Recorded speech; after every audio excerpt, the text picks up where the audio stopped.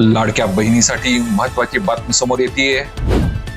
92 लाख लाडक्या बहिणी अपात्र ठरल्या की त्यांची पडताळणी अपूर्ण आहे। अहवालानुसार पडताळणीनंतर लाभार्थी संख्या 2,43 लाखावरून सुमारे 1.5 कोटीवर आली आहे। पण याचा अर्थ 92 लाख नवीन अर्ज बाद झाले किंवा या सर्व महिलांनी फसवणूक केली असा अजिबात होत नाही। सुमारे 62 लाख महिलांनी अनिवार्य ई-केवायसी पूर्ण केली नसल्याचे अहवाल सांगतात। उर्वरित प्रकरणात 2.5 लाखापेक्षा जास्त कौटुंबिक उत्पन्न, सरकारी नोकरी, वयोमर्यादा किंवा दुसऱ्या योजनेचा लाभ अशी कारणे नोंदवली गेली आहेत। तर आधार बँक खाते लिंक नसणे, नाव किंवा खाते क्रमांकातील चूक यामुळेही पात्र महिलेचा हप्ता अडकू शकतो।